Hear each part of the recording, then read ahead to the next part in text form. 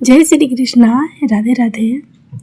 आज आप लोग सुनेंगे शुक्रवार के दिन सुने जाने वाली माँ लक्ष्मी की कथा। शुक्रवार को माँ लक्ष्मी की कथा सुनने से सुख समृद्धि और धन की प्राप्ति होती है। तो चलिए सुनते हैं वैभव लक्ष्मी व्रत की कथा। किसी शहर में लाखों करोड़ों लोग रहते थे। सभी अपने अपने कामों में रहते थे। किसी को किसी की परवाह नहीं थी। भजन कीर्तन, भक्ति भाव, दया माया, परोपकार जैसे संस्कार कम हो गए। शहर में बुराइयां बढ़ गई थी। शराब, जुआ, रेस, व्यभिचार, चोरी, डकैती, बहुत से गुनाह शहर में होते थे। इनके बावजूद शहर में कुछ अच्छे लोग भी रहते थे। ऐसे ही लोगों में शीला और उनके पति की गृहस्थी मानी जाती थी। शीला धार्मिक प्रकृति की थी और संतोषी स्वभाव वाली थी। उनका पति भी विवेकी और सुशील था।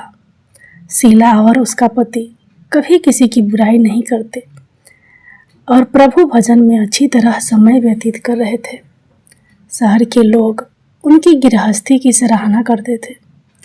देखते ही देखते समय बदल गया। शीला का पति बुरे लोगों से दोस्ती कर बैठा। अब वह जल्द से जल्द करोड़पति बनने के ख्वाब देखने लगा। इसलिए वह गलत रास्ते पर चल पड़ा। उसकी हालात रास्ते पर भटकते भिखारी जैसी हो गई। दोस्तों के साथ उसे भी शराब की आदत हो गई। इस प्रकार उसने अपना सब कुछ गंवा दिया। शीला को पति के बर्ताव से बहुत दुख हुआ, किंतु वह भगवान पर भरोसा कर सब कुछ सहने लगी। वह अपना अधिकांश समय प्रभु भक्ति में बिताने लगी। अचानक एक दिन दोपहर को उनके द्वार पर किसी ने दस्तक दी। शीला ने द्वार खोला तो देखा कि एक माँ जी खड़ी थी। उसके चेहरे पर अलौकिक तेज निखर रहा था। उनकी आंखों में से मानो अमृत बह रहा था। उसका भव्य चेहरा करुणा और प्यार से झलक रहा था। उसको देखते ही शीला के मन में अपार शांति छा गई। शीला के रोम रोम में आनंद छा गया। शीला उस माँ जी को आदर के साथ घर में ले आई। घर में बिठाने के लिए कुछ भी नहीं था, अतः शीला ने सकुचा कर एक फटी हुई चादर पर उसको बिठाया। माँ जी बोली, क्यों शीला, मुझे पहचाना नहीं? हर शुक्रवार को लक्ष्मी जी के मंदिर में भजन कीर्तन के समय मैं भी वहाँ आती हूँ। इसके बावजूद शीला कुछ समझ नहीं पा रही थी। फिर माँ जी बोली, तुम बहुत दिनों से मंदिर नहीं आई, अतः मैं तुम्हें देखने चली आई। माताजी के अति प्रेम भरे शब्दों से शीला का हृदय पिघल गया। उसकी आंखों में आंसू आ गए और बिलख बिलख कर रोने लगी। माँ जी ने कहा, बेटी, सुख और दुख तो धूप और छांव जैसे होते हैं। धैर्य रखो बेटी, मुझे तेरी सारी परेशानी बता। माताजी के व्यवहार से शीला को काफ़ी संबल मिला और सुख की आस में उसने माताजी को अपनी सारी कहानी कह सुनाई। कहानी सुनकर माताजी ने कहा, कर्म की गति न्यारी होती है। हर इंसान को अपने कर्म भुगतने ही पड़ते हैं। इसलिए तो चिंता मत कर, अब तू कर्म भुगत चुकी है। अब तुम्हारे सुख के दिन अवश्य आएंगे। तू तो माँ लक्ष्मी की भक्त है। माँ लक्ष्मी जी तो प्रेम और करुणा की अवतार है। वे अपने भक्तों पर हमेशा ममता रखती हैं। इसलिए तू धैर्य रख कर माँ लक्ष्मी जी का व्रत कर, इससे सब कुछ ठीक हो जाएगा। शीला के पूछने पर माताजी ने उसे व्रत की सारी विधि भी बताई। माताजी ने कहा, बेटी, माँ लक्ष्मी जी का व्रत बहुत सरल है। उसे वरद लक्ष्मी व्रत या वैभव लक्ष्मी व्रत कहा जाता है। यह व्रत करने वाले की सब मनोकामना पूर्ण होती है। वह सुख संपत्ति और यश प्राप्त करता है। शीला यह सुनकर आनंदित हो गई। शीला ने संकल्प करके आंखें खोली तो सामने कोई नहीं था। वह विकसित हो गई कि माँ जी कहाँ गई। शीला को तत्काल यह समझते देर नहीं लगी कि माँ जी और कोई नहीं, साक्षात लक्ष्मी जी ही थी। दूसरे दिन शुक्रवार था। सवेरे स्नान करके साफ सुथरा कपड़े पहनकर शीला ने माँ जी द्वारा बताई विधि से पूरे मन से व्रत किया। आखिरी में प्रसाद वितरण हुआ। यह प्रसाद पहले पति को खिलाया। प्रसाद खाते ही पति के स्वभाव में फर्क पड़ गया। उस दिन उसने शीला को मारा नहीं, सताया भी नहीं। शीला को बहुत आनंद हुआ। उनके मन में वैभव लक्ष्मी व्रत के लिए श्रद्धा बढ़ गई। शीला ने पूर्ण श्रद्धा भक्ति से 21 शुक्रवार तक वैभव लक्ष्मी व्रत किया। 21वें शुक्रवार को माँ जी के कहे मुताबिक उद्यापन विधि करके 7 स्त्रियों को वैभव लक्ष्मी व्रत की 7 पुस्तकें उपहार में दी। फिर माता जी के धन लक्ष्मी स्वरूप की छवि को वंदन करके भाव से मन ही मन प्रार्थना करने लगी। हे माँ धन लक्ष्मी, मैंने आपका वैभव लक्ष्मी व्रत करने की मन्नत मानी थी, वह व्रत आज पूर्ण किया है। हे माँ मेरी हर विपत्ति दूर करो, हमारा सबका कल्याण करो। जिसे संतान ना हो उसे संतान देना, सौभाग्यवती स्त्री का सौभाग्य अखंड रखना, कुंवारी लड़की को मन भावन पति देना। जो आपका यह चमत्कारी वैभव लक्ष्मी व्रत करे उनकी सब विपत्ति दूर करना, सभी को सुखी करना। हे माँ आपकी महिमा अपार है। ऐसा बोलकर लक्ष्मी जी के धन लक्ष्मी स्वरूप की छवि को प्रणाम किया। व्रत के प्रभाव से शीला का पति अच्छा आदमी बन गया और कड़ी मेहनत करके व्यवसाय करने लगा। उसने तुरंत शीला के गिरवी रखे गहने छुड़ा लिए। घर में धन की बाढ़ सी आ गई। घर में पहले जैसी सुख शांति छा गई। वैभव लक्ष्मी व्रत का प्रभाव देखकर मोहल्ले की दूसरी स्त्रियां भी विधि पूर्वक वैभव लक्ष्मी व्रत करने लगी। लक्ष्मी माता की जय। अब आप लोग सुनिए लक्ष्मी जी की अगली कहानी। एक गांव में एक साहूकार रहता था। साहूकार की एक बेटी थी। वह हर रोज पीपल सींचने जाती थी। पीपल के वृक्ष में से लक्ष्मी जी प्रकट होती थी और चली जाती। एक दिन लक्ष्मी जी ने साहूकार की बेटी से कहा, तू मेरी सहेली बन जा। तब लड़की ने कहा कि मैं अपने पिता से पूछकर कल आऊंगी। साहूकार की बेटी ने जब घर जाकर अपने पिता को सारी बात कह दी, तब उसके पिताजी बोले, वह तो लक्ष्मी जी है, अपने को और क्या चाहिए, तू लक्ष्मी जी की सहेली बन जा। दूसरे दिन वह लड़की फिर गई। तब लक्ष्मी जी पीपल के पेड़ से निकल कर आई और कहा, सहेली बन जा। तो लड़की ने कहा, बन जाऊंगी, और दोनों सहेली बन गई। लक्ष्मी जी ने उसको खाने का न्योता दिया। घर आकर लड़की ने माँ बाप को कहा कि मेरी सहेली ने मुझे खाने का न्योता दिया है। तब बाप ने कहा कि सहेली के जिम्मे जाइयो, पर घर को संभाल कर जाना। तब वह लक्ष्मी जी के यहाँ जिमने गई तो लक्ष्मी जी ने उसे 1-2 साल ओढ़ने के लिए दिया। रुपये दिए, सोने की चौकी, सोने की थाली में 36 प्रकार का भोजन करा दिया। जिम कर जब वह जाने लगी तो लक्ष्मी जी ने पाला पकड़ लिया और कहा कि मैं भी तेरे घर जिमने आऊँगी। तो उसने कहा, आ जाइयो। वह घर जाकर चुपचाप बैठ गई। तब उसके माँ बाप ने पूछा कि बेटी, सहेली के यहाँ से जिम कर आ गई है और तू उदास क्यों बैठी है? तो उसने कहा, पिताजी, मेरे को लक्ष्मी जी ने इतना सारा दिया, अनेक प्रकार के भोजन कराए, परंतु मैं कैसे जिमाऊंगी? अपने घर में तो कुछ भी नहीं है। तब उसके पिता ने कहा कि गोबर मिट्टी से चौका लगाकर घर की सफाई कर ले, 4 मुख वाला दिया जलाकर लक्ष्मी जी का नाम लेकर रसोई में बैठ जाना।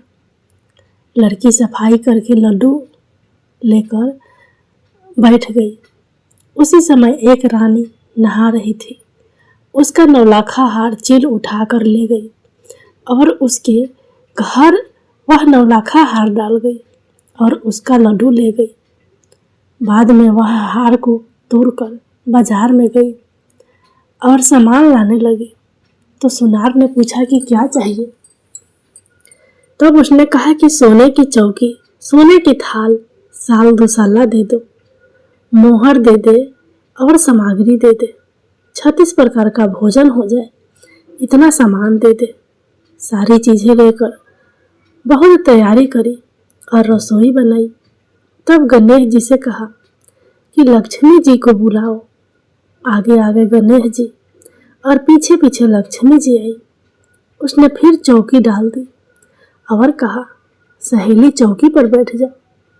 जब लक्ष्मी जी ने कहा सहेली चौकी पर, तो राजा रानी के भी जब लक्ष्मी जी ने कहा कि सहेली चौकी पर, तो राजा रानी के भी नहीं बैठी, किसी के भी नहीं बैठी। तो उसने कहा कि मेरे यहाँ तो बैठना पड़ेगा। फिर लक्ष्मी जी चौकी पर बैठ गई। तब उसने बहुत खातिर की। जैसे लक्ष्मी ने करी थी वैसे ही उसने करी। लक्ष्मी जी उस पर खुश हो गई। घर में खूब रुपया एवं लक्ष्मी हो गई। साहूकार की बेटी ने कहा, मैं अभी आ रही हूँ, तुम यहीं बैठे रहना। और वह चली गई। लक्ष्मी जी गई नहीं और चौकी पर बैठी रही। उसको बहुत दौलत दी। हे लक्ष्मी जी, जैसा तुमने साहूकार की बेटी को दिया वैसा सबको देना। कहते सुनते हुंकारा भरते अपने सारे परिवार को दो। हे लक्ष्मी जी माता, हे लक्ष्मी माता, सबका कष्ट दूर करना, दरिद्रता दूर करना, सबकी मनोकामना पूर्ण करना। लक्ष्मी माता की जय। आज है शुक्रवार, तो अब सुनिए संतोषी माता की कथा। एक बुढ़िया थी, उसके 7 बेटे थे। 6 कमाने वाले थे जबकि एक निकम्मा था। बुढ़िया 6 बेटों की रसोई बनाती, भोजन कराती और उनसे जो कुछ जूठन बचती वह 7वें को दे देती। एक दिन वह पत्नी से बोला, देखो मेरी माँ को मुझ पर कितना प्रेम है। वह बोली, क्यों नहीं, सबका जूठा जो तुमको खिलाती है। वह बोला, ऐसा नहीं हो सकता है, मैं जब तक आंखों से ना देख लूं मान नहीं सकता। बहू हंस कर बोली, देख लोगे तब तो मानोगे। कुछ दिन बाद त्योहार आया। घर में 7 प्रकार के भोजन और चूरमे के लड्डू बने। वह जांचने को सिर दुखने का बहाना कर पतला वस्त्र सिर पर ओढ़े रसोई घर में सो गया। वह कपड़ों में से सब देखता रहा। 6 भाई भोजन करने आए। उसने देखा माँ ने उनके लिए सुंदर आसन बिछा नाना प्रकार की रसोई परोसी और आग्रह करके उन्हें जमाया। वह देखता रहा। 6 भाई भोजन करके उठे। तब माँ ने उनकी जूठी थालियों में से लड्डुओं के टुकड़े उठाकर एक लड्डू बनाया। जूठन साफ कर बुढ़िया माँ ने उसे पुकारा, बेटा 6 भाई भोजन कर गए, अब तू ही बाकी है, उठ, तू कब खाएगा। वह कहने लगा, माँ मुझे भोजन नहीं करना, मैं अब परदेश जा रहा हूँ। माँ ने कहा, कल जाता हो तो आज चला जा। वह बोला, हाँ आज ही जा रहा हूँ। यह कहकर वह घर से निकल गया। चलते समय पत्नी की याद आ गई। वह गौशाला में कंडे यानी उपला थाप रही थी। वहां जाकर बोला, हम जावे परदेश, आवेंगे कुछ काल, तुम रहियो संतोष से, धर्म अपनो पाल। वह बोली जाओ पिया आनंद से, हमारो सोच हटाए, राम भरोसे हम रहे, ईश्वर तुम्हें सहाय। दो निशानी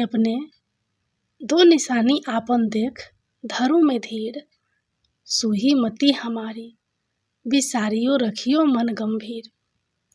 वह बोला मेरे पास तो कुछ नहीं है, यह अंगूठी है, सो ले और अपनी कुछ निशानी मुझे दे। वह बोली मेरे पास क्या है, यह गोबर भरा हाथ है। यह कहकर उसकी पीठ पर गोबर के हाथ की थाप मार दी। वह चल दिया। चलते चलते दूर देश पहुंचा। वहाँ एक साहूकार की दुकान थी। वहाँ जाकर कहने लगा, भाई मुझे नौकरी पर रख लो। साहूकार को जरूरत थी। बोला रह जा। लड़के ने पूछा तनख्वाह क्या दोगे? साहूकार ने कहा काम देखकर दाम मिलेंगे। साहूकार की नौकरी मिली। वह सुबह 7 बजे से 10 बजे तक नौकरी बजाने लगा। कुछ दिनों में दुकान का सारा लेन देन, हिसाब किताब, ग्राहकों को माल बेचना, सारा काम करने लगा। साहूकार के 7-8 नौकर थे। वे सब चक्कर खाने लगे। यह तो बहुत होशियार बन गया।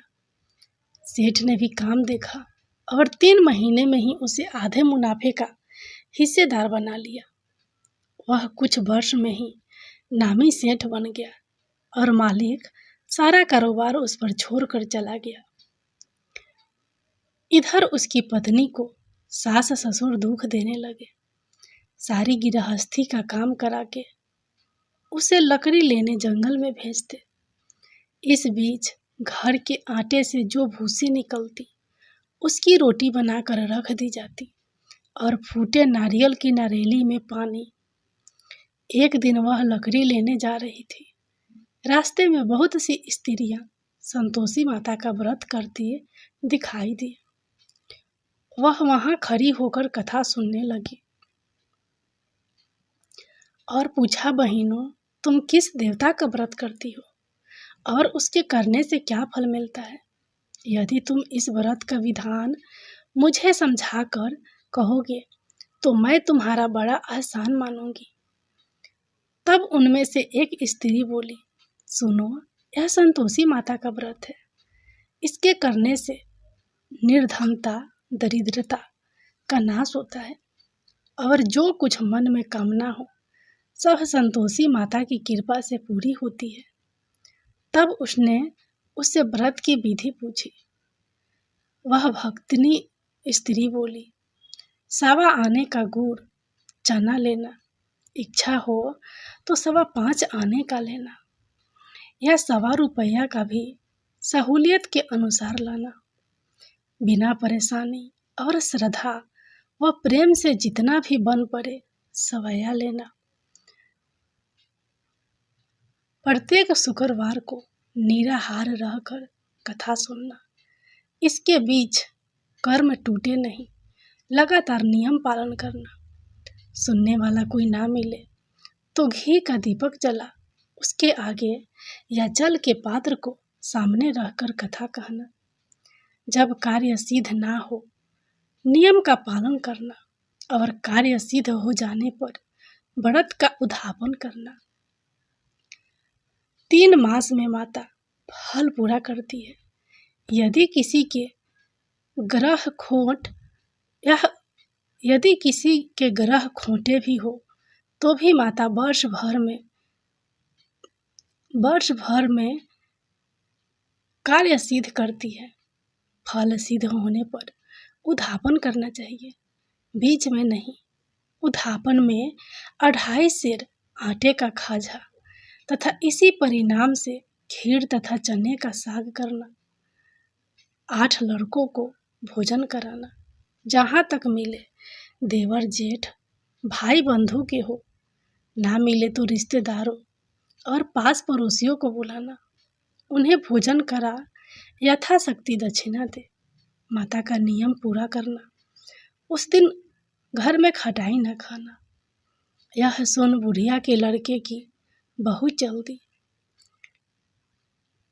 रास्ते में लकड़ी के बोझ को बेच दिया और उन पैसों से गुड़ चना ले माता के व्रत की तैयारी कर आगे चली और सामने मंदिर देखकर पूछने लगी, यह मंदिर किसका है? सब कहने लगे, संतोषी माता का मंदिर है। यह सुनकर माता के मंदिर में जाकर चरणों में लौटने लगी। दिन हो विनती करने लगी, माँ मैं निपट अज्ञानी हूँ, व्रत के कुछ भी नियम नहीं जानती, मैं दुखी हूँ। हे माता जगत जननी मेरा दुख दूर कर, मैं तेरी शरण में हूँ। माता को दया आई। एक शुक्रवार बीता कि दूसरे को उसके पति का पत्र आया और तीसरे शुक्रवार को उसका भेजा हुआ पैसा आ पहुंचा।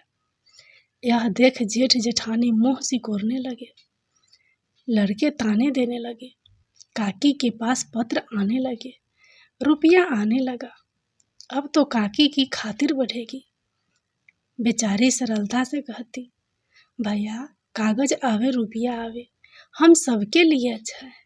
ऐसा कहकर आंखों में आंसू भरकर संतोषी माता के मंदिर में माँ तेश्वरी के चरणों में गिरकर रोने लगी। माँ मैंने तुमसे पैसा कब मांगा है? मुझे पैसे से क्या काम है? मुझे तो अपने सुहाग से काम है। मैं तो अपने स्वामी के दर्शन मांगती हूँ। तब माता ने प्रसन्न होकर कहा, जा बेटी तेरा स्वामी आएगा। यह सुनकर खुशी से बावली होकर घर में जा काम करने लगी। अब संतोषी माँ विचार करने लगी, इस भोली पुत्री को मैंने कह तो दिया कि तेरा पति आएगा, लेकिन कैसे? वह तो इसे सपने में भी याद नहीं करता। उसे याद दिलाने को मुझे ही जाना पड़ेगा। इस तरह माताजी उस बुढ़िया के बेटे के पास जा पहुंची। सपने में प्रकट हो कहने लगी, साहूकार के बेटे सो रहा है या जागता है? वह कहने लगा, माता सोता भी नहीं जागता भी नहीं, क्या आज्ञा है? माँ कहने लगी, तेरे घर बार कुछ है कि नहीं?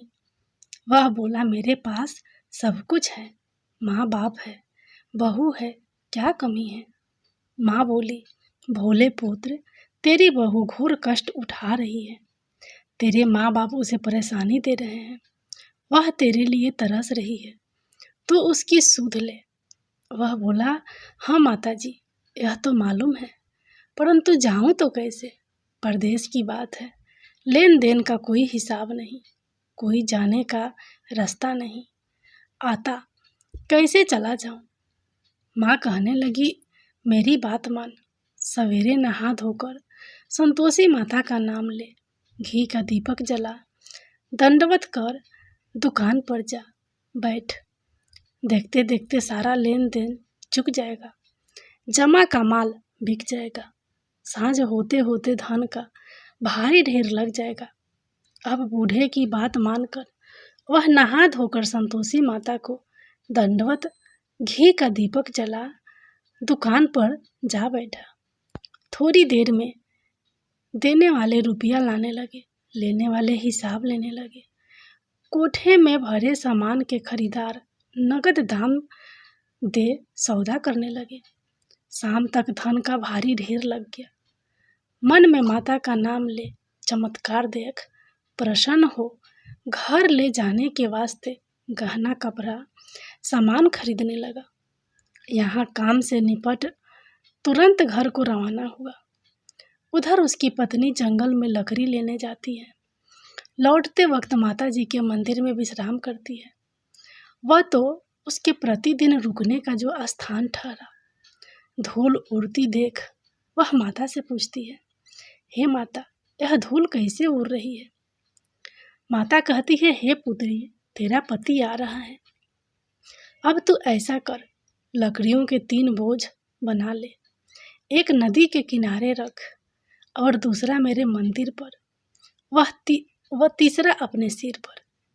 तेरे पति को लकड़ियों का गट्टर देख मोह पैदा होगा, वह यहाँ रुकेगा, नाश्ता पानी खाकर माँ से मिलने जाएगा, तब तू लकड़ियों का बोझ उठा कर जाना, और चौक में गट्टर खोलकर जोर से आवाज लगाना, लो सासू जी लकड़ियों का गट्टर लो, भूसी की रोटी दो, नारियल के खप्परे में पानी दो, आज मेहमान कौन आया है।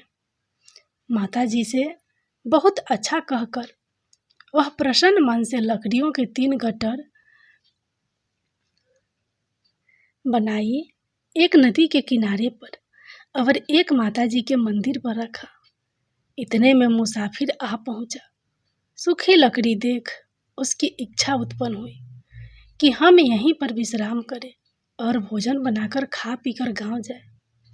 इसी तरह रुक कर भोजन बना, विश्राम करके गांव को गया। सबसे प्रेम से मिला। उसी समय सिर पर लकड़ी का गट्टर लिए वह उतावली सी आती है। लकड़ियों का भारी बोझ आंगन में डालकर जोर से 3 आवाज देती है, लो सासू जी लकड़ियों का गट्टर लो, भूसी की रोटी दो, आज मेहमान कौन आया है। यह सुनकर उसकी सास बाहर आकर अपने दिए हुए कष्टों को भुलाने हेतु कहती है, बहू ऐसा क्यों कहती है, तेरा मालिक ही तो आया है, आ बैठ, मीठा भात खा, भोजन कर, कपड़े गहने पहन। उसकी आवाज सुन उसका पति बाहर आता है। अंगूठी देख व्याकुल हो जाता है। माँ से पूछता है, माँ यह कौन है। माँ बोली, बेटा यह तेरी बहू है। जब से तू गया है तब से सारे गांव में भटकती फिरती है, घर का काम काज कुछ नहीं करती, 4 पहर आकर खा जाती है। वह बोला, ठीक है माँ, मैंने इसे भी देखा और तुम्हें भी। अब दूसरे घर की ताली दो, उसमें रहूँगा। माँ बोली, ठीक है, जैसी तेरी मर्जी। अब वह दूसरे मकान की 3री मंजिल का कमरा खोल सारा सामान जमाया। एक दिन में राजा के महल जैसा ठाठ बाट बन गया। अब क्या था, बहुत सुख भोगने लगी। इतने में शुक्रवार आया। शुक्रवार का दिन आया। उसने पति से कहा, मुझे संतोषी माता के व्रत का उद्यापन करना है। पति बोला, खुशी से कर लो। वह उद्यापन की तैयारी करने लगी। जिठानी के लड़कों को भोजन के लिए कहने गई।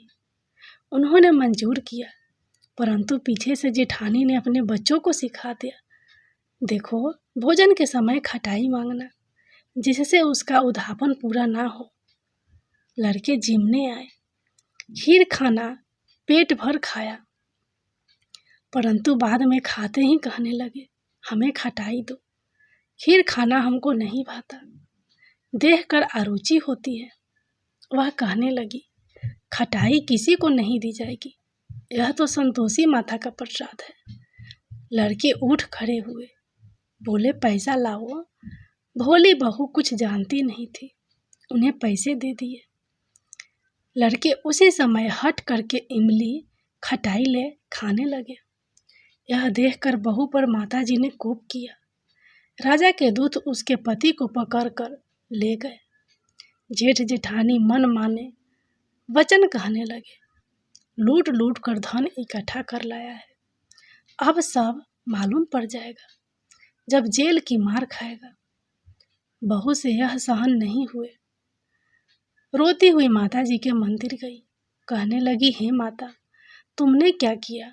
हंसाकर अब भक्तों को रुलाने लगी। माता बोली, बेटी तूने उद्यापन करके मेरा व्रत भंग किया है। वह कहने लगी, माता मैंने कुछ अपराध किया है, मैंने तो भूल से लड़कों को पैसे दे दिए थे, मुझे क्षमा करो, मैं फिर तुम्हारा उद्यापन करूंगी। माँ बोली, अब भूल मत करना। वह कहती है, अब भूल नहीं होगी, अब बतलाओ वे कैसे आवेंगे। माँ बोली, जा पुत्री, तेरा पति तुझे रास्ते में आता मिलेगा। वह निकली, राह में पति आता मिला। वह पूछी, कहाँ गए थे। वह कहने लगा, इतना धन जो कमाया है उसका टैक्स राजा ने मांगा था, वह भरने गया था। वह प्रसन्न हो बोली, भला हुआ, अब घर को चलो। कुछ दिन बाद फिर शुक्रवार आया। वह बोली, मुझे फिर माता का उद्धापन करना है। पति ने कहा, करो। बहू फिर जेठ के लड़कों को भोजन को कहने गई। जेठानी ने एक दो बातें सुनाई और सब लड़कों को सिखाने लगी, तुम सब लोग पहले ही खटाई मांगना। लड़के भोजन से पहले कहने लगे, हमें खीर नहीं खानी, हमारा जी भी करता है, कुछ खटाई खाने को दो। वह बोली, खटाई किसी को नहीं मिलेगी, आना हो तो आओ। वह ब्राह्मण के लड़के लाकर भोजन कराने लगी। यथाशक्ति दक्षिणा की जगह एक एक फल उन्हें दिया। संतोषी माता प्रसन्न हुई। माता की कृपा होते ही 9वें मास में उसके चंद्रमा के समान सुंदर पुत्र प्राप्त हुआ। पुत्र को पाकर प्रतिदिन माताजी के मंदिर को जाने लगी। माँ ने सोचा, यह रोज आती है, आज क्यों न इसके घर चलो। यह विचार कर माता ने भयानक रूप बनाया। गुड़ चने से सना मुख, ऊपर सूंड के समान होठ, उस पर मक्खियाँ भिन भिन कर रही थी। दहली पर पैर रखते ही उसकी सास चिल्लाई, देखो रे, कोई चुड़ैल डाकनी चली आ रही है, लड़कों इसे भगाओ, नहीं तो किसी को खा जाएगी। लड़के भगाने लगे, चिल्लाकर खिड़की बंद करने लगे। बहू रोशनदान में से देख रही थी। प्रसन्नता से पगली बन चिल्लाने लगी, आज मेरी माताजी मेरे घर आई है। वह बच्चे को दूध पीने से हटाती है। इतने में सास का क्रोध फट पड़ा। वह बोली, क्या उतावली हुई है, बच्चे को पटक दिया। इतने में माँ के प्रताप से लड़के ही लड़के नजर आने लगे। वह बोली, माँ, मैं जिसका व्रत करती हूँ यह संतोषी माता है। सबने माता जी के चरण पकड़ लिए और विनती कर कहने लगे, हे माता, हम मूर्ख हैं, अज्ञानी हैं, तुम्हारे व्रत की विधि हम नहीं जानते। व्रत भंग कर हमने बड़ा अपराध किया है। जग माता, आप हमारा अपराध क्षमा करो। इस प्रकार माता प्रसन्न हुई। बहू को प्रसन्न हो, जैसा फल दिया वैसा माता सबको दे। जो पढ़े उसका मनोरथ पूर्ण हो। बोलो संतोषी माता की जय।